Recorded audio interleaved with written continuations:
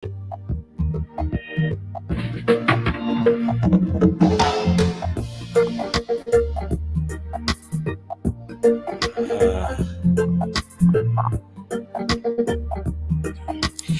vizuri kabisa, tumeingia katika awamu ya kwanza zikiwa ni saa 2 usiku, nikitumai kwamba Mungu amekulinda kabisa na umekuwa na siku nzuri, hata kama imekuwa ni refu, lakini naamini kwamba Bwana wetu ambaye ni mwaminifu siku zote amekuwa mwelekezi wako kwa hiyo hali, na tunashukuru Mungu kwa sababu bado tu anaendelea kuwa mwaminifu katika hali zote. Najua kwamba umekuwa pale manyumbani kidogo, wengine tumekuwa pale kazini kidogo, na hata shughuli tu kando na hayo tu, lakini tunashukuru kwamba Mungu anaendelea kutubarikia wakati wengine wanapoendelea kulia, hasa kwa wale ambao wamepoteza jamaa na marafiki pale pale Ukambani. Tunasema tu pole kwa wote ambao kwa kweli wamewapoteza ndugu na jamaa na marafiki pale maeneo yote, and we are so sorry for that, you know. Hii si kitu ya kusmile, hii ni kitu ya kusema kwamba pole. You know, we are very much sorry, but we are here ili kwamba tuweze kutumbuiza kwenye MOSHENEE Christ. Niite Papa Isaac LENARD ili tuweze kuzama, ambapo leo kwenye MOSHENEE tunakuambia kuna vitu ambavyo tunavifanya vinaonekana machoni petu kama ni vizuri, lakini havistahili kuwepo havistahili kuwa vizuri, na kuna mengi ambao bado tunaendelea kuzungumza katika siku ya leo. Kwa hivyo jiandae ili kwamba tuzidi hapa and just usiondoke, kwa sababu hapa ndipo tunapata mengi zaidi. Na nikumbuka kwamba hiyo jana Pastor Ninaenda alituambia kwamba kuna mengi ambayo wangekuwa, ikiwa kama kuna uwezo, kwa sababu leo alikuwa anasafiri kwenda maeneo ya Tanzania, ikiwa kwamba angepata nafasi ama ikiwa atapata nafasi, kwa hivyo itakuwa kwamba ni rahisi kwake kujoin na sisi katika siku ya leo. Ikiwa kwamba haitakuwa rahisi, kwa sababu naelewa kuna ile shida ya usafiri. Unajua mtu anaposafiri kidogo kichwa kinamwanga, mambo yanakuwa ni magumu na huenda si join. Kwa hivyo akijoin itakuwa ni vizuri, itakuwa ni bahati kwetu, but asipo join, by the way, tutaelewa tukisonga kwa njia hiyo bila shaka. And before tuanze pale, kama uko pale nyumbani ushatoka kazi kidogo, unaona kwamba joto limekuwa ni kali, lakini hapa kwenye mji huu wa Kisii kidogo mvua leo ni mingi. Sioni kama mtu atafua koti lake hata fulana yake sijui kama ataitoa, kwa sababu kuna baridi kidogo, mahali kuna joto tu ni hapa tu kwenye studio, na ndipo unaniona tu nimevalia shati la Kongo pale.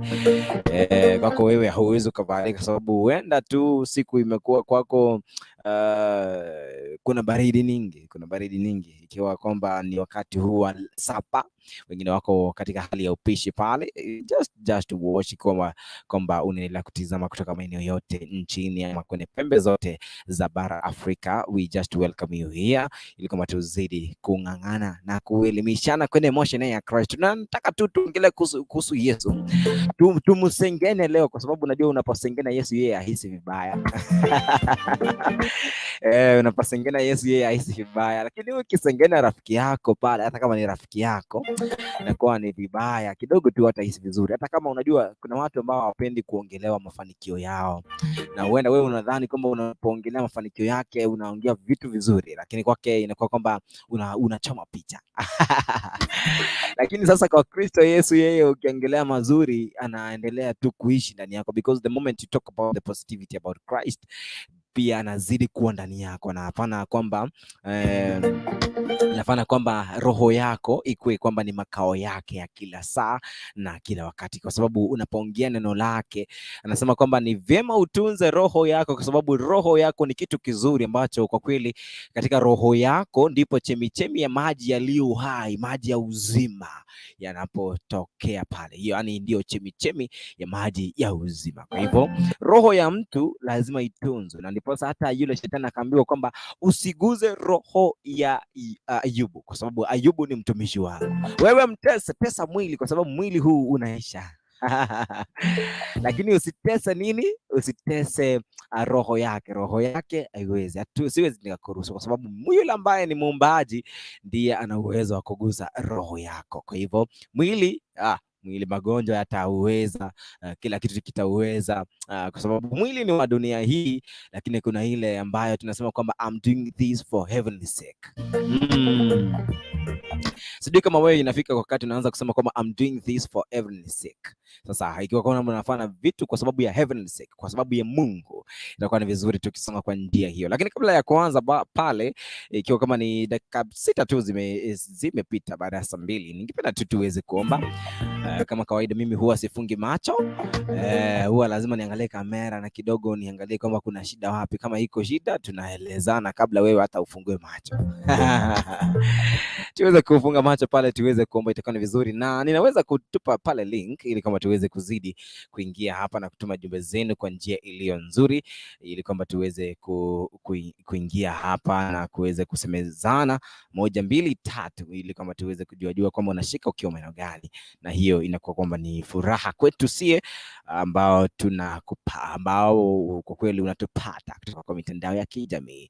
Alright, ningependa tu tuweze kuomba. Baba mtakatifu, tunakushukuru kwa sababu ya upendo. Tunakushukuru kwa sababu wewe ni mwaminifu, na tunakushukuru kwa sababu ya ulinzi wako usiku hii nzima. Bwana, asante kwa sababu kuna yule ambaye ni mtazamaji wakati huu. Bwana, umempa yale ambayo alikuwa akikusudia siku nzima. Umempa baraka, umemponya, umempa nafsi yake iko na amani. Bwana, kwa sababu unasema kwamba wewe ni Jehova Shalom. Na Bwana, tunadhibitisha kwamba hayo yote tumeona juu ya maisha yetu Bwana. Hata katika jioni ya leo Bwana, tunaomba kwamba yote ambayo tutaweza kuyazungumzia katika siku ya leo kwenye MOSHENEE ya Christ, tunaomba kwamba Bwana uwe pamoja na sisi, utuongoze. Roho wako Mtakatifu awe pamoja na sisi. Tunajua kwamba hatuwezi tukaenda bila wewe, na Roho Mtakatifu ndiye tutakayemhitaji, kwa sababu ulituambia na uliwaahidi wana wa Israeli, uliwaahidi wale ambao ni mitume 12, kawaambia kwamba mimi nitakapoondoka nitawachia Roho Mtakatifu atakayewaelekeza na kuwa nani, awe mwalimu wenu, awe mwelekezi wenu mnapokuwa mmefadhaika, awe anawatia nguvu. Sasa huyu Roho Mtakatifu tunamhitaji hasa katika show ya siku ya leo. Tunamhitaji aweze kuwa pamoja na sisi. Kuna yule ambaye Bwana amepoteza tumaini pale nyumbani, tunaomba kwamba Mungu uweze kuwa pamoja na yeye. Kuna yule ambaye hivi sasa katika macho yake anahisi tu kulia kwa sababu ya shida ambazo anazo. Wewe ndio unajua, unayetatua na unayejua shida zetu. Nasema kwamba wewe ndio daktari sugu wa roho zetu. Bwana, kwa tabibu kwake wakati kama huu, na katika jina la Baba, la Mwana na Roho tumeomba. Amen. Zikiwa kwamba ni saa hizi za kukula sapa, and I know kwamba umejiandaa vizuri ili kwamba tusukume hili gurudumu. Na siku nyingine hapa nikakwambia kuna watu ambao kidogo huwezi kuwalaumu. Lakini tu jaribu tu kusema weekend imekuwa namna gani. Weekend kwangu imekuwa nzuri. Weekend imekuwa nzuri kabisa. Kuna watu huwezi tukawalaumu hapo, tutaongelea kuhusu weekend vile imeenda. Lakini hapo bado tutaendelea kuzungumzia kuhusu masuala haya kuhusiana na weekend ilivyokwenda vile. Vizuri. Kuna watu huwezi ukawalaumu, hiyo ninaingia pale. Lakini weekend nianza na masuala ya weekend pale. Kuna kitu ambacho wewe kidogo tu haustahili kuwa nacho katika maisha yako, and I want you to believe this, kwamba kuna kitu ambacho haustahili kuwa nacho. One ni kuwa expect kitu ambacho wewe mwenyewe ama wewe binafsi haukuwa wewe hauja struggle kwa sababu ya hiki kitu. Yani hauja sweat, haujatoa jasho kwa sababu ya hiki kitu. Yani expecting something from somebody. Inakuanga ni ngumu sana. I say nakwambia inakuanga ni ngumu. So it's better wewe usiexpect kitu kutoka kwa mtu ambacho wewe unajua kwamba si hakitoki kwa mfuko wako, kinatoka kwa mfuko wa mtu. So just unaweka 50-50. So siku moja weekend imekuwa siku ya kuangusha bana. Imekuwa siku ya kuangusha pale. Ndugu fulani bana, nilikuwa nimeenda pale hoteli. Unajua kuna wakati pia watu usota, au sio? So katika ile hali ya kusota pale, mimi nilikuwa nimeketi pale, unajua kusota unajua ipo tu. Nikamwambia ndugu, leo bana ni surprise na lunch leo bana. Unajua hii ni hali ya kawaida tu, vijana wale kwenye mtaa pale lazima tutaambiana kwamba leo utanijenga na lunch. Mimi unajua kama kawaida nikiketi kwenye mkahawa kidogo. Mkahawa tu unajua tupendi tu ku marketplace ambao tulikuwa tumeketi pale. Ni mkahawa tu, mkahawa. Na unaweza pata nina market mkahawa wewe unachukia. Kwa hivyo ni vizuri kama ninyamaze niseme tu ilikuwa kwenye mkahawa fulani. Na huu mkahawa kidogo tu nikaketi nikamwambia tuma kapesa bwana. Akaniambia nakusukumia kwa dakika chache tu zijazo. Na unajua hapo ukumbuke kama nimeomba, si zangu, si zile ambazo nimemkopa ama nimemkopesha. Ni zile pesa ambazo atatoa kwa hiari. Unajua mara nyingi mtu anapokopea pesa ambazo ni za hiari au stahili tu kumforce. Au stahili kuforce kwamba nipe. Unamwambia mara moja. Na ikiwa amesahau utamkumbusha tena mara moja. Na huenda kama kuna wale watu ambao sisi mara nyingi tunasahau na tupende kuuliza mara nyingi, unapata kwamba sitauliza tena kwa sababu nishamuuliza akaniambia nitakusukumia baba, ungoje tu kwa dakika chache. Maybe tunamsimu kama ni kama ina hang huko kwa M-Pesa. Sasa ndugu, mimi nikaanza na soda pale. Nikaanza na soda pale kwenye umbrella. Sasa mimi nikaendelea kubugia tu. Ile joto ilikuwa kwamba kulikuwa na jua ambalo lilikuwa ni kali. Weekend unaelewa kama jua limekuwa kali kudanyesha. Sasa katika harakati hizo I say kwamba niko karibia kumaliza. Unajua kama ilivyo kawaida yangu, unajua unakula kuna wale watu ambao tunasema kama ni wasliki. Na kuna soda ya 300 ml kwa sali moja. Sasa ukipewa ml 500 unakunywa kwa masaa mawili pale. Sasa unajua sijui hii kama iko kwa watu wengi. Kidogo kwangu mimi sina. Kwa dakika 15 mimi huyo katikati, na hiyo soda ilikuwa ni ile ya 500 mililita 500. Sasa mimi niko karibu kumalizia. Sasa namuuliza ndugu bana, unanijenga namna gani? Nimengoja dakika 15 hapa bwana, hujatuma kitu. Namna gani? Ni kama unataka nianze kuambiwa sasa wewe hakikisha kwamba soda umekusana hapa kwenye kibanda hiki bana. Ndio akaniambia ngoja tu nakusukumia. Mimi nikamaliza. Na unajua customer harakishwi ambiwe na wale ambao mnakarakisha customer watoke kwenye hoteli. Unaweza pata ako hapo tu ako stranded, anangoja pesa ingie kwa M-Pesa na pia sukume. Kwa hivyo usiku mtu unamwambia pesa. Wewe muongoja hata amalize 3 hours ndio maybe pesa ikuje. Mimi una uzuri hapo mahali nilienda, thank you so much wako niuliza mapema. Mimi nikakuwa huko kwa Lisa na chat pale, hata kama kulikuwa na free WhatsApp pale, kwa sababu msoto iko. Sasa pale tukiendelea masuala pale, mimi tu naendelea kuchat pale, na unajua mtu anapokujua kidogo, mtu akipita na kujua na kusalute bana, unaeleweka tu kwamba wanakujua. Watu wanakujua wakikuita jina Aiso, wengine wanasema Aizo, wengine papa, wengine LENARD, wewe baba. Sasa mimi nikashindwa bwana, mnaniita namna hii, sasa itakuwa namna gani? Lakini ndugu, nikamngoja for 1 hour and 30 minutes, bado pesa iko imefika bana. Nilikuwa na backup, nikasema huyu mtu nikingoja hapa nitakufa. Nitaambiwa sasa hizo chupa za soda utakusana hadi jioni, ndipo itakuwa kama ni malipo yetu ya siku. Kuna wakati fulani, kuna wimbo fulani anasema kwamba chonga viazi, sababu pesa imekosa pale. Sasa mimi sitaka nifanye kazi kama hiyo kuchonga viazi, kwa sababu hela tu kidogo hazikuwepo. Sasa ikabidi kama mimi nimefanya vile. In short, katika hali hiyo yote ilikuwa tu ni hali tu ya burudani tu. Katika hali ya burudani, imekuwa ni weekend refu, lakini najua lazima kuwe na backup. Najua hii backup ambayo ninaiongelea vile tu nilivyokuwa na backup mara nyingi, backup tu ambayo ilikuwa kwenye mfuko wangu, ambao kwa kweli nilitoa tu haraka kwa sababu sikuwa na mzigo, kwa sababu kile ambacho nilikuwa nimebugia tu nikilienda kwa tumbo yangu. Kidogo tu huyu ndugu yangu wako anafikiria kwamba huyu kijana anaweza kuwa kwamba ameteseka pale, ameketi, huenda hana pesa. Yeye hakufikiria hilo jamani. Mimi nilikuwa tu niko kwenye shida, yeye hakuwa kwenye shida baba.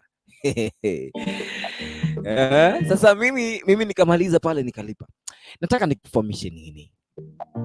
Mara nyingi kuna mzigo ambao wewe unaujua vile unaobeba. Unaujua ule mzigo unavyoubeba katika maisha yako, na kidogo wewe tu peke yako ndio una uwezo wa kuelewa vile tu huu mzigo umekulemea, vile huu mzigo unakufinya, vile huu mzigo umekuletea madhara, depressions zimekuwa kwa maisha yako, and then una feel like hauko sawa na unahitaji tu mtu akupumzishe na kidogo tu. Unajua kuna masuala pale, unaweza kuwa maybe let us just talk of a parent pale. Kuna mzazi, kuna watoto wengi, 3, 4, 5, 6, 7, na wote wako high school kidogo, ama wengine wako high school, wengine wako primary, na bado tu kuna mzigo fulani unataka ulipe pesa fulani, na unaona tu hii shida inakuwa ni shida inakulemea. By the way, let me just tell you this, katika hali zote, hata kama huyu Mungu anapeana pesa, you can't go fast in church na ukiambia Bwana Mungu fungua njia without actions. Actions. You remember, hii ilikuwa ni kazi yangu. Mimi nilikuwa nimekunywa, sio? Action yangu ilikuwa ni kulipa, lakini action hii nilikuwa nataka mtu afanye nini? Anilipie. Hasa inakuwa ni yani inaitwa sarcasm. Na kwa sarcasm unataka ule ulipiwe. Inakuwa ni ngumu kidogo, ni ngumu unless unalipa na pia wakati mwingine kulipia kidogo tu ina make sense. Wasema ina make sense. So ilikuwa tu ni harakati tu ya kuambia kuna wakati unaelewa hali vile ilivyo kwa maisha yako. Unaelewa tu vile huo mzigo umekuwa tu ni mbig kwa maisha yako, until unashinda tu nani atakupumzisha. Unakuwa tu like kichwa kimefura kwa sababu ya zile mafikra ambazo ziko kwa akili zako tu kila wakati. Mtoto amefukuzwa fees, huyu dada amefukuzwa fees, huyu dada amekuwa namna gani, yani vitu vimekuwa vingi hadi kichwa kimefura nakwambia. Lakini now in all these situations kuna kitu moja ambacho wewe haustahili kukisahau. Yes, you have to pray. Mara yote unastahili kuomba, mwambie Mungu, God, I need money, I need a breakthrough, I need kila kitu, lakini there must be an action. Wewe ndio ulipata watoto. We have not been about this, kwa sababu ulipopata watoto ulikuwa na mpango, na Mungu pia ako na mpango. So that is why mara nyingi unaambia Mungu, God nisaidie hapa, God nisaidie hapa. Sasa ukisaidiwa pia kuna action ambayo lazima utaitake. Na kidogo tu hiyo action utaitake kwa kufanya nini? Kufanya kazi. Hii kazi lazima utaifanya, my friend, lazima utafanya hii kazi. Hii kazi ukifanya, mtoto wako atakuwa analia, mtoto wako atakuwa anafukuzwa karo, mtoto wako atakuwa anasumbuka, wewe binafsi hutakuwa na shida. Kwa sababu kuna kile ambacho ulifanya, ni uliambia. Step ya kwanza ile kila mtu atakuwa nayo kwa katika maisha yake, ni kwamba lazima umjulishe Mungu jambo juu ya maisha yako. Because let me tell you, wakati hauambii Mungu uombi katika maybe asubuhi, usiku, mchana, yani hiyo ni kumaanisha kwamba unaambia Mungu hata pasipo wewe I can work on my own opinion. Kuna yale mawazo yako unaona tu haya mawazo yangu yatanielekeza tu kwa kila kitu ambacho nataka nifanye kwa maisha yangu. So ukikosa maombi ni kama umekosa that breakthrough yako kwa maisha yako. Now so umekosa ile connection na baba yako, kwa sababu baba yetu, connection ambayo tuko nayo tu na huyu Mungu wetu ni through prayer. Na get? So connection yetu tuko nayo vile tu na connect na baba yako kwa maongezi. God pia yeye maongezi yako ni maombi. So you need to pray to God. Unamwambia God, sasa hapa mahali imefika, mimi nataka unisaidie. Help naitaka sana. Mwambie God, mimi hapa help naitaka sana. Kwa nini? Hapa nahitaji Mungu unisaidie. Siku yangu iwe na breakthrough. When I'm going to hunt out there, mazi, kuna watu wanatembea kwa barabara, kidogo tu mtoto wangu ananihitaji na nipate ajali. Bwana, uniondolea ajali. Wajua? So lazima pawe na prayers. Yes, ya kupea breakthrough lazima usome neno, kwa sababu alisema kwamba mtu ataishi kwa chakula ama kwa mkate tu, bali kwa neno ambalo linatoka katika kinywa cha Mwenyezi Mungu. Kwa hilo neno ambalo linatoka kwa kinywa cha Mwenyezi Mungu, inakuwa ni vizuri kwako wewe kidogo kulifahamu, linakuelekeza, kwa sababu linakuwa kwamba limekuwa kama kiamsha kinywa, kama chajio kinachofungua roho yako. And unapata kwamba ikiwa Bwana ako na makao katika roho yako, inakuwa ni vizuri wewe kusonga kwenye hatua hadi hatua nyingine. Una get? Inakuwa ni vizuri Yes, na tulipokuwa tukiongelea hili swala, mara ni tukasema kwamba una mzigo, unahitaji kupumzishwa, unajua hali yako, unajua shida zako, unajua vile tu kichwa kinapokuanga. Any action ambayo unaitake ndiyo itafulfill ili kwamba kila kitu chako kiwe fruitful. So hiyo ndio mashine yetu ya kwanza hapa. Kwa hivyo mimi mtegemea nduguye hufa maskini. Huyo ni mithali. Na Yeremia ikasema kwamba amtegemeaye mwanadamu, oh yes, kwenda hapo mwisho umalize, kwa sababu amelaaniwa yule ambaye anayemtegemea mwanadamu. Mara nyingi hitaji usaidizi, lakini si kila wakati unahitaji usaidizi. Mara nyingi hitaji usaidizi kwake mfalme. So mfalme ukimwambia hawezi kufail. Na huyu mfalme haumwambii tu, hautakuwa ukifast pale kanisani na fast unaambia Baba nisaidie, Baba ni rehemu, Baba ninue, Baba niongoze, bila wewe kufanya action. Action ndio inafanya watu wanakuwa wanasonga kwa njia ambayo ni nzuri, na wakisonga katika hatua moja nyingine inakuwa kwamba ni haraka kusonga kwa vile tu wanavyohitaji. Wajua wanavyohitaji. Ni katika awamu ya kwanza pale zikiwa zimekatika na dakika 20 baada ya saa 2 usiku, ukiwa na mimi Papa Isaac Lena. Nisome tu jumbe 2-3 ambazo zimeweza kuingia hapa. Magena tuned in with my mom, we list and chama na kuana. And then kuna Martha Abunarina anasema kama tuned.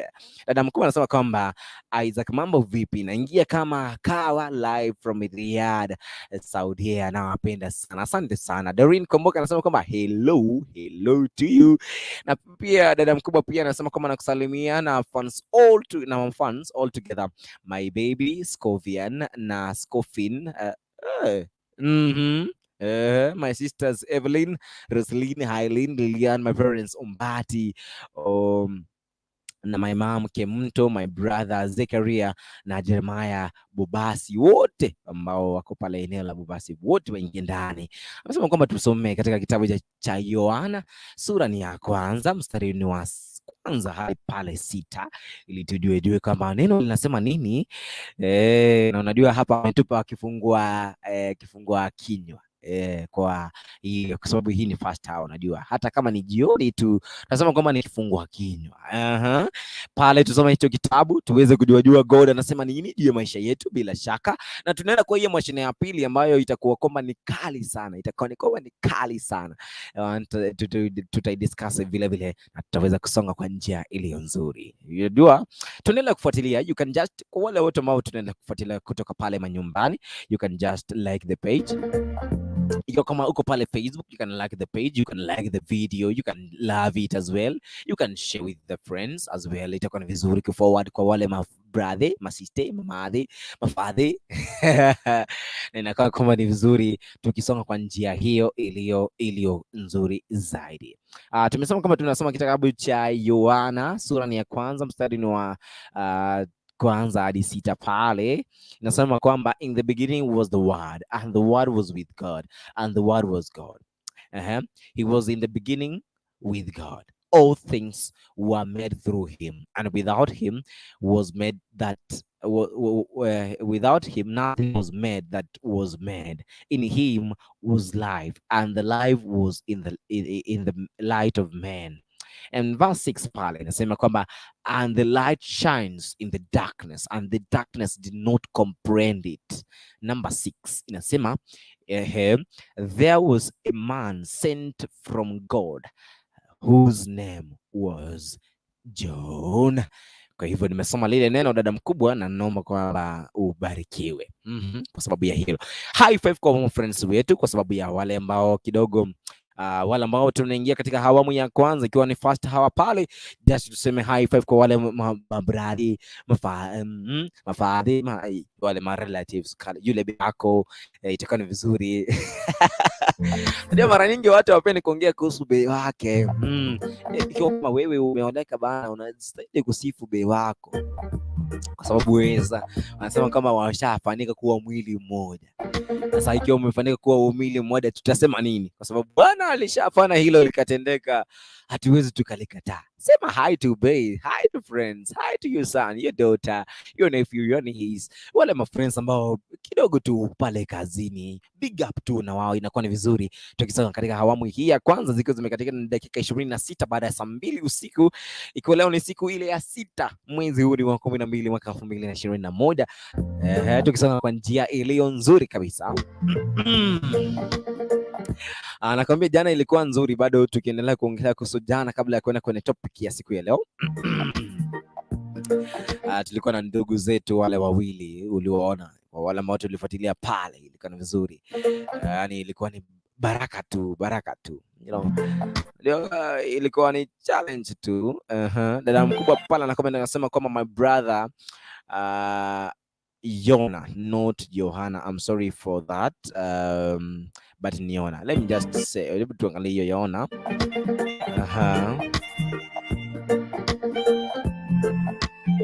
Anasema kama tusome kile kitabu cha Yona, kabla ya kwenda hapa. Sasa itabidi kama nimeharakisha tuende kwa MOSHENEE this very hour. Anasema kama Yona iko katika Agano la Kale. Hiyo kama wewe ni msomaji wa Biblia, unajua kama Yona iko katika Agano la Kale na iko mbele ya kitabu kipi? Yona iko among the minor prophets nikidhani. Kwa hivyo utaipata pale. Anasema kwa tusome moja. Hii story ya Yona. Story ya Yona tunaijua. Now the word of the Lord came to Jonah, the son of Amittai, saying, Arise, go to Nineveh, that great city, and cry out against it, for the wickedness has come out before me. But Jonah arose to flee to Tarshish from the presence of the Lord. He went down to Joppa and found a ship going to Tarshish. So he paid the fare and went down into it to go with them to Tarshish from the presence of the Lord. But the Lord sent out a great wind on the sea, and there was a mighty tempest on the sea, so that the ship was about to be broken up. 5. Then the mariners were afraid, and every man cried out to his God, and threw the cargo that was in the ship into the sea to lighten the load. But Jonah had gone down into the lowest part of the ship. He had lain down and was fast asleep. And verse 6 pale, so the captain came to him and said to him, What do you mean, sleeper? Arise, call on your God. Perhaps your God will consider us so that we may not perish. Vizuri, that is the word ambayo my sister pale anajaribu tusome na kidogo tu. It's talking about Yona. Yona alikuwa ni mtu ambaye kidogo tukiangalia Yona hapa, alikuwa ni mtu ambaye kawaida yake ilikuwa tu ni alikuwa alimetumwa na Mwenyezi Mungu aende pale Nineve, lakini akasema kama nenda Tarshish. Asa akaenda pale akapanda akaenda kwa Joppa, eneo la Joppa pale Tarshish. So akaenda pale katika harakati hizo bana, unajua kuna vitu ambavyo Mungu anafanya, na akifanya sometimes unaona kwamba amecomplicate Lingala, lakini ako tu kwenye line. Dada mkubwa, tuonane pale private chat, nitafute pale, itakuwa ni vizuri. Yes, dada mkubwa ananiambia kwamba yeah, God bless you so much. Thank you so much. Pale private chat pale utaongea na mimi, itakuwa ni vizuri. So thank you so much kwa wale wote ambao bado mnaendelea kuzidi kutufuatilia as we are just following this. So tunasema kwamba watu wakafuatilia mambo pale, ikakuwa kwamba ndugu alifuata mwelekeo wake akaenda akatoroka karibu mbali na Mungu. Lakini nasema kwamba hata utoroke uende namna gani, bado hauwezi ukajificha mbali na macho ya Mwenyezi Mungu. God sees his people mbali sana. Unaget? Mungu tu anaona watu wake mbali sana. So ukiwa tu pale unaona tu ni kama Mungu hakuoni. God yani anasema hata uende chini katika ardhi, ukumbuke tu hiyo ardhi tu ni Mungu aliyoiumba. Mungu tu ndiye aliumba hiyo ardhi, na itakuwa kama ni vizuri ukitambua vile, ili kama unapofanya kitu tu utaelewa kwamba God anaelewa bila kila kitu. Anasema kama ni Paul Kapamasisi na kama tune, anasema kwamba tuned in bro, thank you so much. Irene Kiruba anasema kama hey, watching live from Uganda. Thank you Irene, thank you so much. Inakuwa ni vizuri, unajua nimesoma Irene kwa sababu na vile alivyo text pale, sababu ya kumwambia kwamba hizo zote nimezisoma. Happy new week to all members. Thank you so much kwa wale wote ambao bado ikiwa kwamba wewe ni mwa kwanza pale, wewe ni mara yako ya kwanza umeingia hapa, bado huja subscribe kwa channel yetu ya Kisi, vinakuwa ni vizuri tukiendelea kushinda hapa, na ukiendelea kusubscribe ili kwamba uweze kukiriza kwa hiyo kengele iko pale katika mkono wako wa kulia, ili kwamba uendelee kuikiriza pale, ikiwa kama tuko na live streaming itakuwa ni vizuri. Na pia pale uko kwenye Facebook, like hiyo video, share kwa friends, comment, sema show iko namna gani, imebamba, haibambi, iko sawa, haiko sawa, itakuwa ni vizuri katika wakati kama huu. Irene Kiruba anasema kama say hi to my Ungwaro Riruta team. Thank you so much Riruta team, get that high five pale kutoka kwa Riruta team. Thank you so much. So you can like the videos, you can just say hi to the friends, you can as well say hi to me as your best friend right here, tukiwa kwenye Moshene ya Christ. Awamu ya kwanza dakika 33 ambazo zimekatika baada ya saa 2 usiku, ambapo bado najua kama ni wakati wa sapa. Nice sapa, unasikia pale mlikuwa mna chat kidogo, unaambiwa nice sapa, karibu sapa, umepika nini? Na kuna wakati tu tulikuwa pale high school kidogo watu walikuwa wajanja sana. Najua tukiwa high school pale kuna vile tu ni ujanja ule tu wa chakula. Ulikula nini? Nimekula nyama kwa ugali. Siku nyingine tena kesho nakuuliza, nimekula nyama, wali, cabbage. Hiyo yote unaiona, unaifikiria. Sisi kama hiyo tabia iko hata kwa watu ambao ni watu wazima, anaweza kukudanganya tu. By the way, let me just tell you, watu uharibu ndoa za watu. Watu uharibu ndoa za watu kwa kuambia wewe hata hujaispoiliwa, umechukuliwa out. Kuna watu na hii ndio pressure, inaitwa pressure ya mitandao hii. Ndugu fulani ameimba wimbo pressure ya mitandao hii. Anaposta kwa gari ya jirani, unadhani ni gari yake. Anapost pale ako na driver kompele, kuma ameingia akamwambia driver, we jionyeshe kama una drive na mimi niko nyuma yako. Alafu anapost anasema my driver. Wewe pale tu na wewe na shida yako tu, ndio kusema aki watu tuliosoma na wao, angalia vile wanaenda tu na gari, wanaenda tu na vitu vizuri, alafu mimi niko hapa. My goodness, I'm telling you, usifuatilie mambo ya mtandao jamani. Just be you. Alright, niite Papa Isaac Leonard pia pale kwenye YouTube ya kwangu pale utanipata kama Papa Isaac Leonard. Itakuwa ni vizuri pia ukiendelea kunisaidia kwa subscribe pale, tukiendelea kusonga kwa njia ya taratibu. Lakini for now tukiendelea kwenye Moshene ya Christ. Na unajua kuna many ways za kutoa stress kwa maisha yetu. unasikia mtu tu, you've been in affairs, we mnapendana na mtu anapendana, leo wako hivi, leo wako hivi, leo post ziko mbalimbali, kwa picha leo anaweza akashika kidevu apige picha. By the way, hata hizo styles zenye tunapigwa picha ni zile zenye tunaibianga. Mtu anashikanga kidevu hivi, kama nimezoea kidevu changu nashika namna hii nikipigwa picha, na uende kuna mtu niliibia ama kuna mtu waliniibia so mara nyingi tukipiga picha hizo picha tunapiga tu hivyo lakini I'm telling this to those people ambao tuko pamoja pale manyumbani. Kuna yule ambaye unampenda, mpenzi wa kwako, na I'm talking about Christianity now. Inaingia kwa Christianity hapo. Ina connect ndio tuingie kwa Christianity ndani kabisa. Ndio watu tuzidi tu kuzungumzia hili swala. Unajua we've been in a relationship, ndio tu we have been posting vile by the way I'm even encouraging vijana don't post. Hiyo ndio ninawaambia, don't post someone ambao hujakuwa sure about kwamba unaenda kumuoa jamii. Unaanza kupost msichana wa wenyewe, na kupale manyumbani unaanza kumpost tu leo ndio unaanza kumpost, kesho uko na mwingine umeanza kumpost, kesho kutwa uko na mwingine unaanza bwana.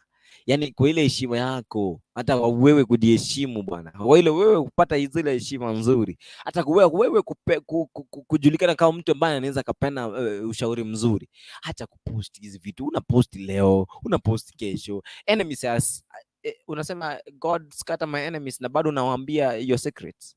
Come on. If you are in a relationship, yes, you are in a relationship, right? Yes. You are a Christian, yes. Hizi vitu hata unasikia, unaona hata watu wenye wako married hawataki kupost bibi zao because wanawaheshimu bana. But with you pale you want to post, leo uko post namna hii, kesho namna hii, kesho namna it's better kwanza upost bibi yako. So hata kwanza acha ni discourage vijana mahali tunaenda wrong.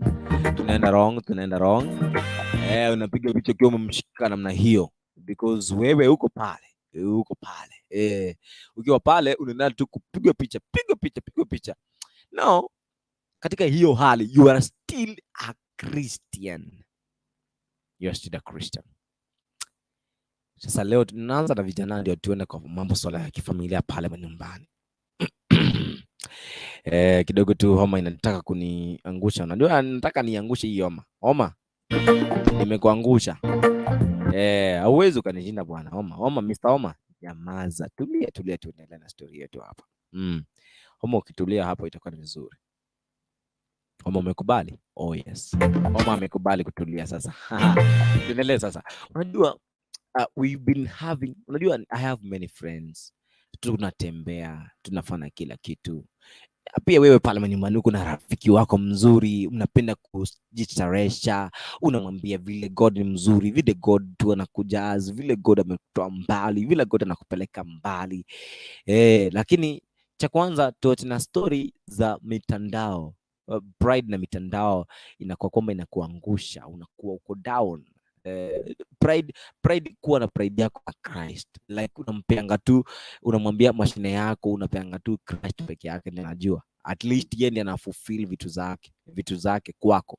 Juu ukishamwambia anasemanga ukishamshow stories zenye unataka juu ya maisha yako, inakuwa tu ni haraka tu yeye kukutendea. It's very easy kwa Mungu kukutendea stories zenye unataka kwa maisha yako, badala ya wewe kuna maza pale ukiendelea kupost, naambia watu huyo ndio yote naendelea kupost. Siku nyingine mmeshikana pale, nimesema sasa mtu anashangaa is this a Christian pale ukiwa kanisani. Wewe ndio unasema Bwana Yesu asifiwe. Wewe ndio unasema ndio encourage, unaambia watu vile, unajaribu ku cancel vile wanastahili kuishi. Vile wanastahili kuishi, like unamwambia ndugu hustahili kuwa na msichana katika miaka fulani na bla bla bla, na bado tu unakuona pale wewe mwenyewe haujiheshimu nini. So your advice I make sense. So tunaona kuna masuala hayo. Now we have many ways za ku reduce stress. Now umekuwa ukimpost, sasa leo amekuwa to break.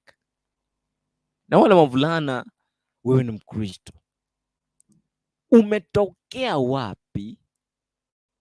Umefikia wapi?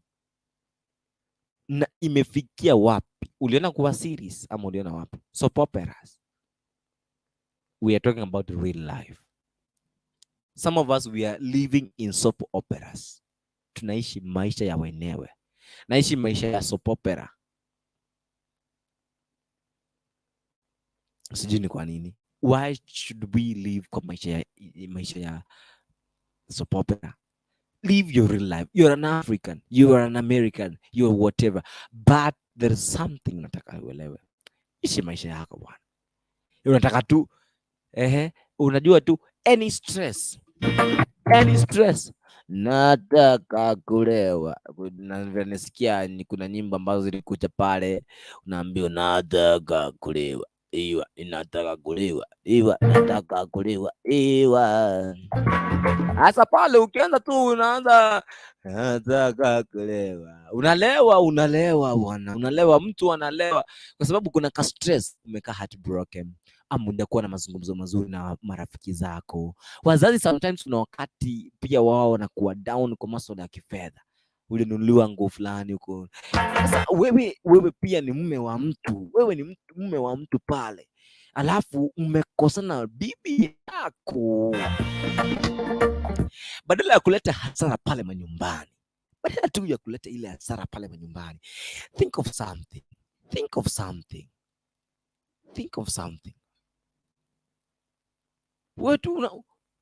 You're thinking of something different, man. Ebu nikwambie vile unaweza think. Angalia, thinking ya kwanza ndio hii.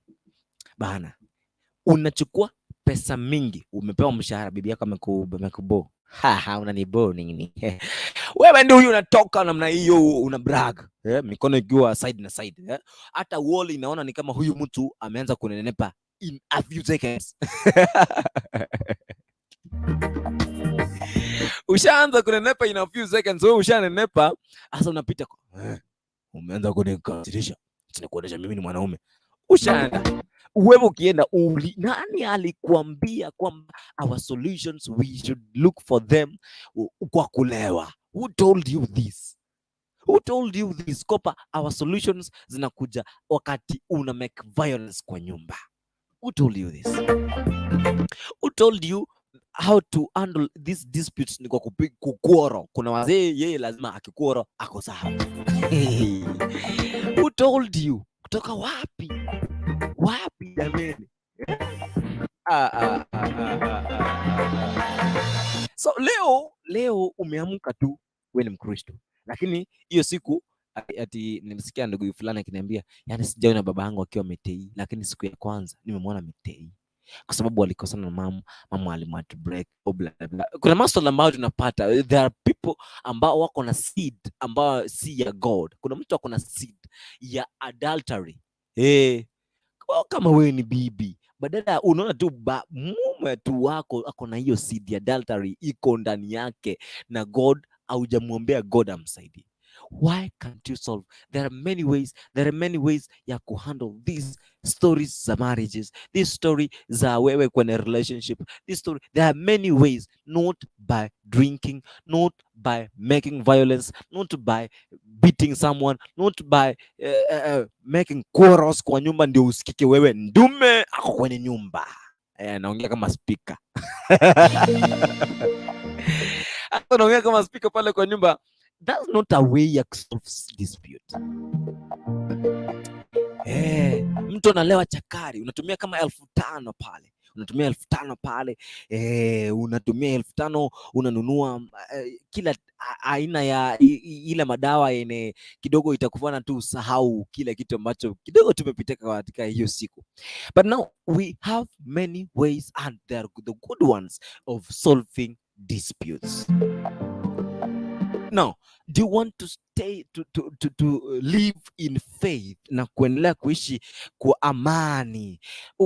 Unajua kila kitu ambacho kinatokea inaleta kwamba haileti harmony kwa familia, haileti harmony kwa maongezi, haileti harmony Yani hawezi ukalipa mabaya kwa mabaya ndipo upate amani. In every dispute, what we need back is peace.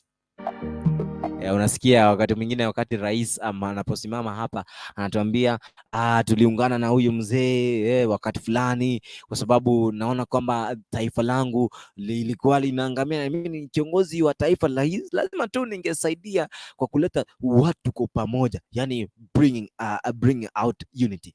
Wakati huo pia kafikiria vizuri kama as a leader.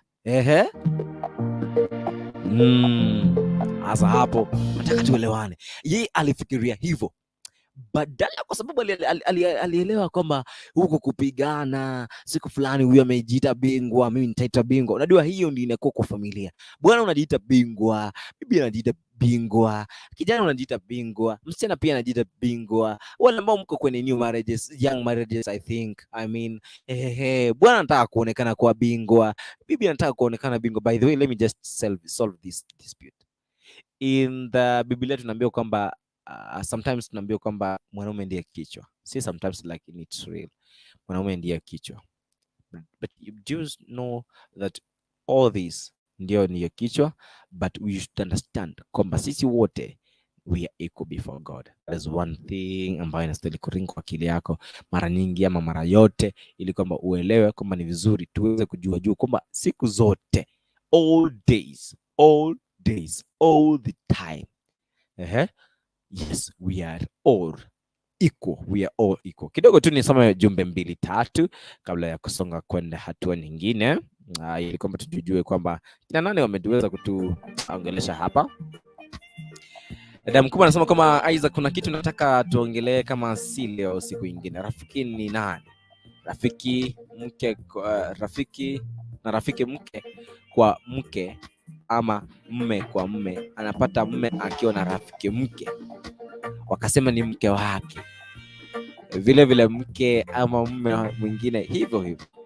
Nataka kuelewa na rafiki ni mtu wa aina gani. Hilo tutazungumzia kesho kwa sababu ya masuala kama hayo.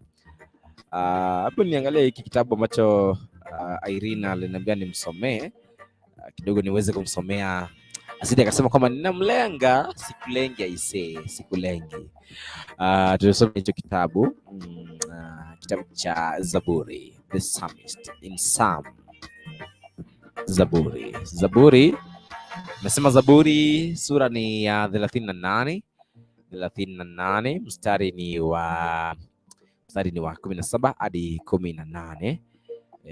Inasema kwamba for I am ready to fall and my sorrow is continually before me, for I will declare my iniquity, I will be in anguish over my sin. Kabisa nikidhani kwamba nimesoma huo ujumbe na Irene umeupata kwa njia iliyo nzuri. For I am ready to fall and my sorrow is continually before me, for I will declare my iniquity, I will be in anguish over my sin. Iko vizuri, tunataka tusonge katika hatua 1, 2, 3. Kwa wakati kama huu ambapo naelewa kama tumekula sapa ama wakati huu bado tunaendelea kumengabika pole pole, endelea tu kutizama hapa kwenye Kisi Hot TV ambapo ni awamu ya kwanza kumalizia zikiwa katika dakika 48 baada ya saa 2 usiku. Usiondoke kwa sababu nataka nikupe burudani kidogo, na nikirejea itakuwa ni vizuri tukiendelea kusonga kwa njia hiyo ya taratibu katika nafasi hii kwa dakika 10 pale tutaweza kucheza tu wimbo 1, 2, 3 ili tujue kwamba itakuwa namna gani, because tunataka tuelewe kwamba nyimbo hizi kidogo tu ziko na information iko hapa. I want us to share this song ili kwamba ikuwe vizuri kwetu in a short while, na nitarejea in a short while. Tafadhali usiondoke.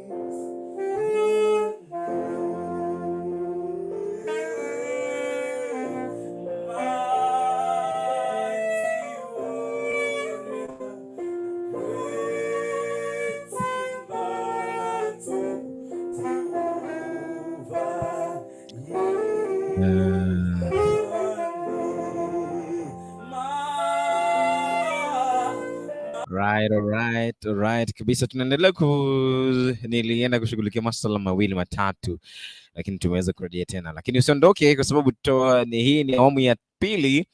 Tulikuwa break tu kidogo, ambapo tumerejea katika awamu ya pili ambapo tunaendelea kuzungumzia masuala mawili matatu, ambapo nisome tu jumbe mbili tatu ambazo zimeweza kuingia hapa.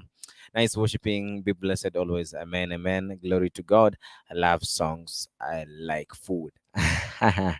Napenda nyimbo kama chakula. Thank you so much. We are happy to have you right here on Nkikasirishwa TV. Ikiwa ni awamu tu ya pili ya kumalizia pale, and we want to talk about this. By the way, history like unasema lazima mimi nikikasirishwa lazima tu niende tu nitei. Nikikasirishwa lazima tu nitei. Wazazi mtoto asipopewa school fee, mtoto akikuda school fees, wengi wamekusonga na mawazo, unasema kama lazima nitei. Hii si suluhisho. I want to give you suluhisho. Ukiona bwana yako ama bibi yako umemuona na mpango wa kando, suluhisho si kwamba unahitaji tu unywe sumu.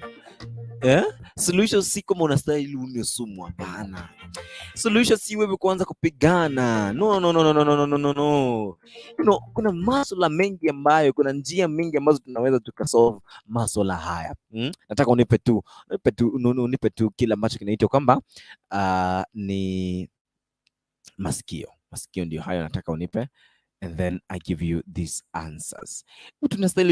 Tunastahili tu control hizi story. Emotions zetu tunastahili tu control in one way or the other.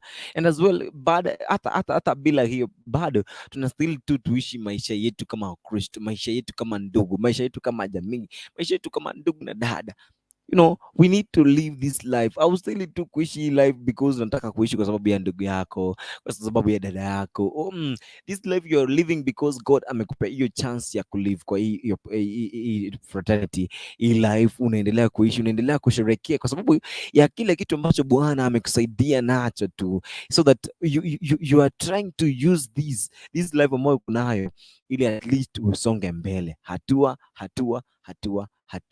And then ina make like uko na achievements ambazo umemake kwa hiyo life yako.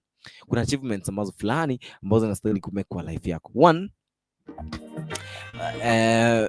as well, kuna ndugu pale university, we have been having these things kwamba lazima uwe yule msichana ambao kidogo mlikuwa kwenye na relationship kidogo amekutoroka, lazima umpige kiss. Unajua kuna wakati yani masuala mengi tu, kupigana, kuuana yalikuwepo tu, na hata hivi sasa yapo tu, lakini how can we tunaweza tukalenga hii story namna gani? Nataka tu Mungu atusaidie tusonge hii story, tuiache kabisa, tuache tu hii story kabisa, tuendelee tu ku believe in God, tuambie God mazi, tunataka tu tusaidie kama vijana, tunataka tu tusaidie kama in a family, in our country. Now there are many ways za ku solve disputes. One ni kuongea.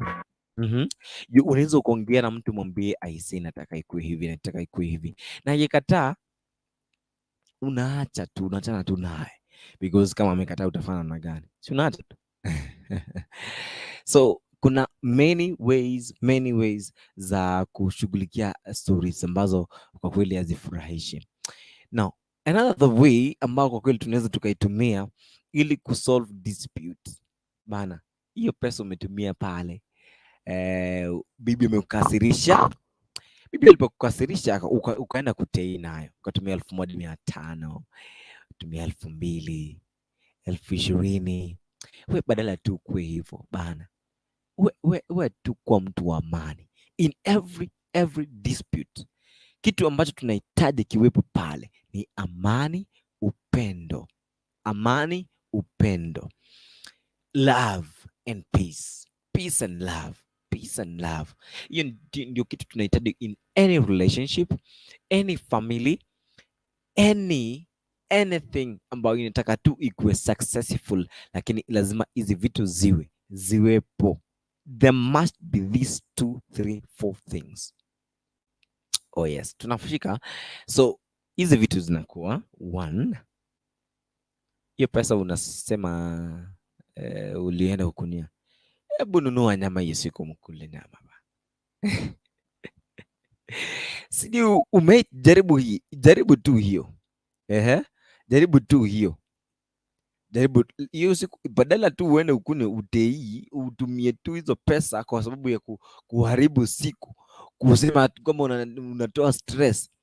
Wewe sasa enda tutumie hizo pesa, spoil familia yako. Hiyo 1500 unaenda unapiga hesabu, hizi 1500 nataka nani nikunywe Tusker, Guinness, bla bla bla, nikunywe kabisa, ndio ni leo ya kweli kweli, ile Chang'aa breweries, unaenda pale unakunywa because excessive alcohol is whatever, but with Christianity tunasema, tuambiwa hata excessive food, tunaambiwa drunken, kulewa ni dhambi, drunkenness ni dhambi, so haustahili hata kuguza. So does pure Christianity, sitaki avoid mtu, hiyo ni kuambia pure Christianity nasema nini. Achana na ile story mnaambiwa eti unakuna kidogo sababu ya tumbo yako, ile ni uongo. Unaambiwa unakuna kidogo kwa sababu ya roho yako bwana, nafsi yako bwana. Achana bwana, anakudangana bwana, ukuli kwa sababu ya tumbo yako bwana.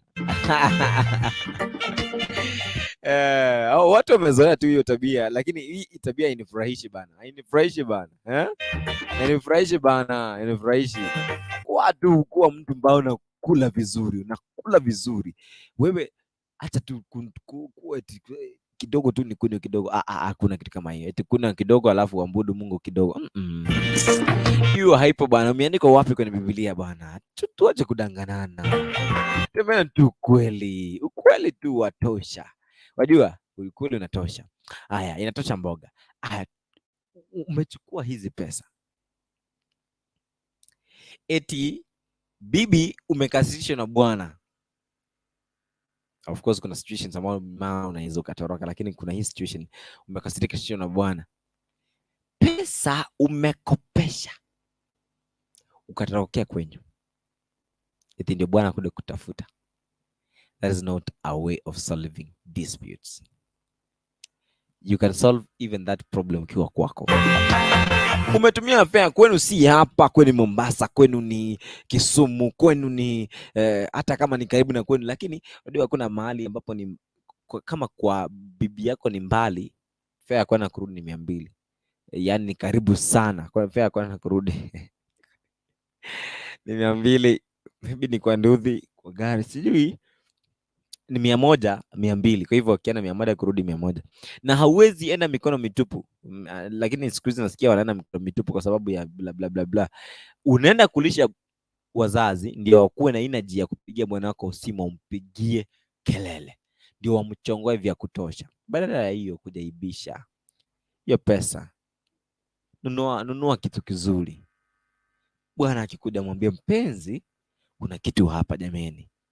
So there are many ways ambayo unaweza ukasolve disputes kwa familia yako. Inakuwa ni vizuri tukisonga, zikiwa zimekatika dakika 14 baada ya saa 3 usiku. Najua kwamba kuna mengi ambayo bado tunakuandalia katika jioni hii ya leo, na hiyo ni awamu hii ya kumalizia kwa sababu ile saa ya pasta atakuwepo, kwa hivyo itamaanisha kwamba tutamaliza mapema kabla ya saa 4 pale, kwa sababu ya masuala mawili matatu ambayo tunashughulikia, hasa kwangu mimi ambayo ninashughulikia. Kisha utapata naye Kurukuntu, wala masuala ya secular wala ambao kidogo nataka kujua mbona kitu fulani akifaniki, utaweza kufuatilia, itakuwa ni vizuri. Kitu kwa family affairs tu za huko nje, kuishi na watu bla bla bla, lakini hapa emotion yetu tunazungumzia vile God mzuri na vile tunastahili kuishi na God kama maisha yetu. Kwa hivyo ni njia moja tu ya kuelezana vile God ni mwema, vile God ni mwaminifu. So katika hii hao, usiogope, usikuna unajiuliza kwani iko nini? Iko hivyo kwa sababu masuala ya Mungu tunayashughulikia kimungu, na siko Mungu kimungu, yani kwa njia iliyo special. Pale huko kwa nyumbani lazima uongelee Mwambia God, hapa nahitaji usaidizi, God hapa nahitaji usaidizi. Kwa njia hiyo inakuwa ni vizuri. Taratibu, iko sawa, iko sambamba. Oh yes, nikumalizia pale tukiwa tumalizia. Another thing, badala tu uwe mtu, kuna ile kitu tunasema, kuna wakati Daudi alikuwa akikimbishwa. Daudi akakuwa na uwezo wa kumuua, alikuwa na uwezo wa kumuua Sauli. Hadi akakata vazi lake akamuonyesha. Haustahili kuua mtu kwa sababu kidogo amekushinda kielimu, kidogo atakuwa shahidi kinyume na matarajio yako, kwa sababu anaenda kusema ukweli. Unaona ni kama utafungwa.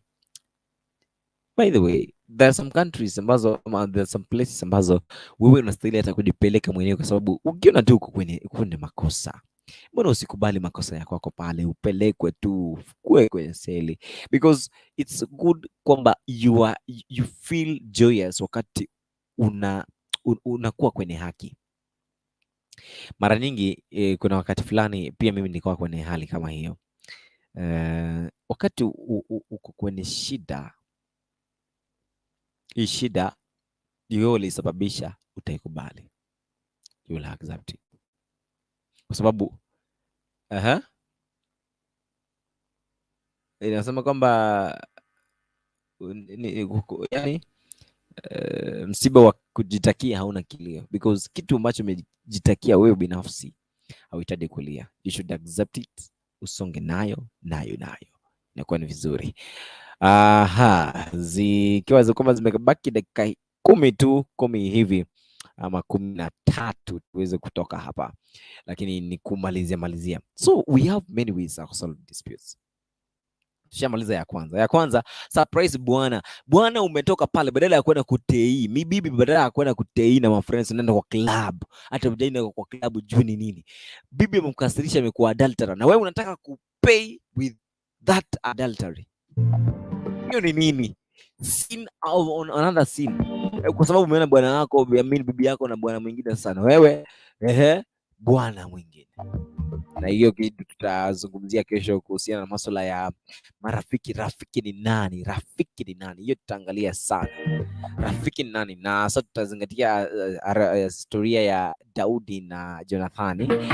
Tutazingatia nimekula sabuni, tutazingatia hilo sana kwa sababu masuala ya urafiki, tukizingatia mambo ya urafiki na kuna mipaka fulani ambayo tutaizungumzia pia hiyo kesho kuhusu masuala ya urafiki. But now kumalizia pale,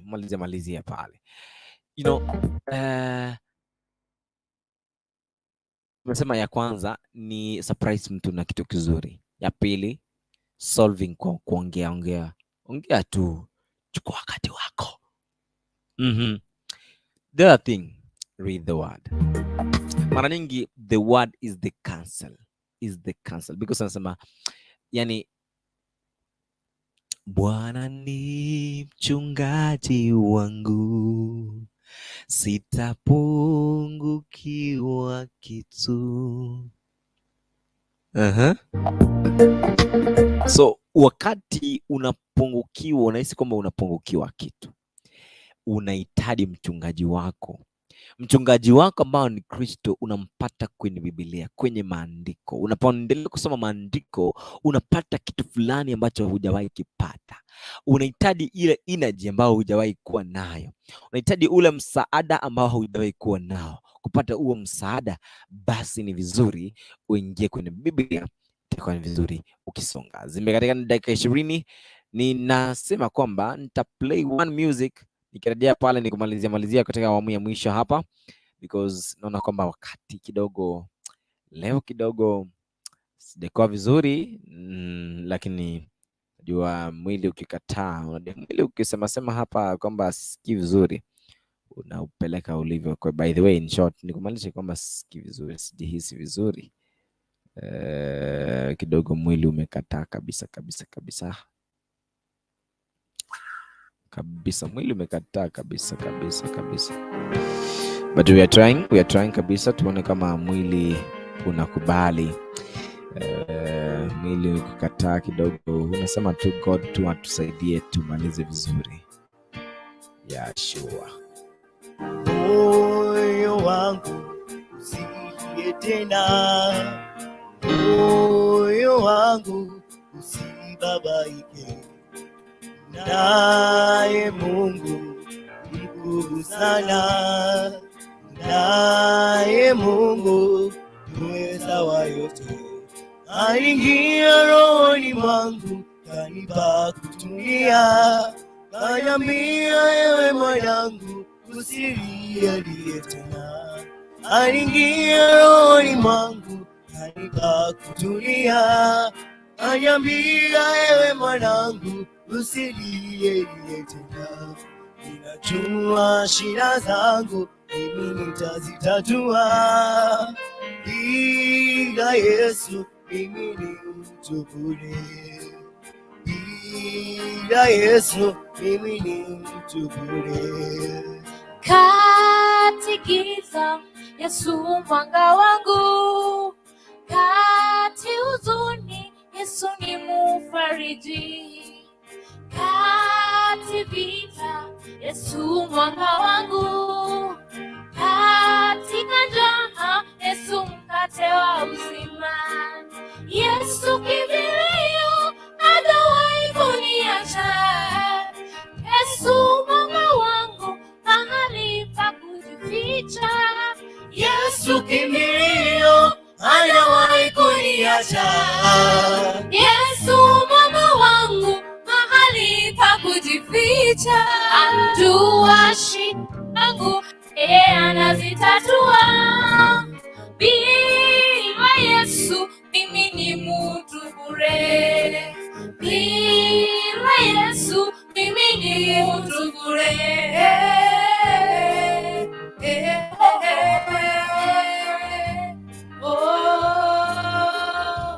Mwanawe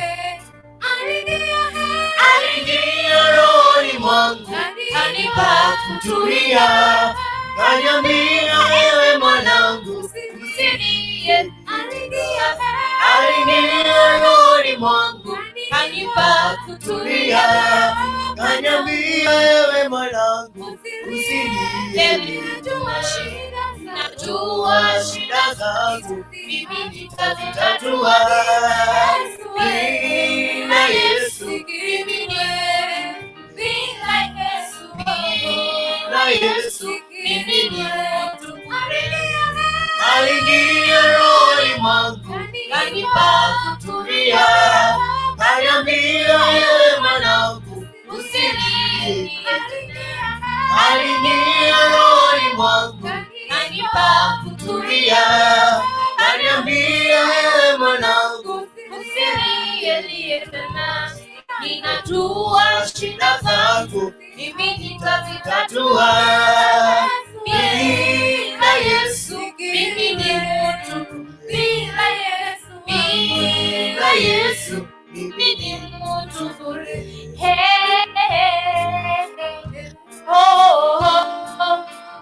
Ndani ya Kristo ninaweka tumaini langu. Ewe Bwana wangu, ningekuwa wapi? Ndani ya Kristo ninaweka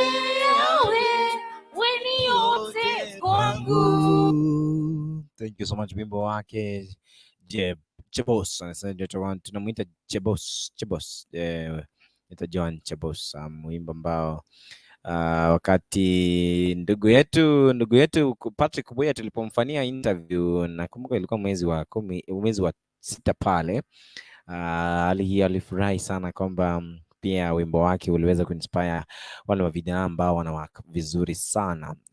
Wakati tulikuwa tunafanya show za asubuhi pale, na uenda huku ifuata pale utaweza kuiwatch, itakuwa ni vizuri pia ukiendelea kuifuatilia. And we are so much happy for you, zikiwa zimekatika na dakika 26 baada ya saa 3, and we are finishing with this advert kwamba ikiwa uko pale nyumbani na uko na ndugu, uko na jamaa, na kuna wakati mwingine ambapo kidogo unatafuta streaming, kidogo inakuwa kwamba ni ngumu, lakini kuna hapa chini ambapo unaangalia hapa chini kwenye screen yako, kuna ile ambayo ni ujumbe ambao unapita pale. Ikiwa unahitaji video shooting, kama wewe ni mwimbaji, ushatoa kanda, haujatoa kanda kidogo ya picha, lakini ile kanda tu ya audio iko pale, lakini kanda ya picha haipo. Jamani tu, ikiwa unataka kuongea na shirika hili la Umusa Live ndani ya ambapo kuna watu wa marketing pale, utaweza ku WhatsApp ili uweze kujua kwamba kuna namna gani, ama uweze kupiga simu kwa nambari ya 07169444.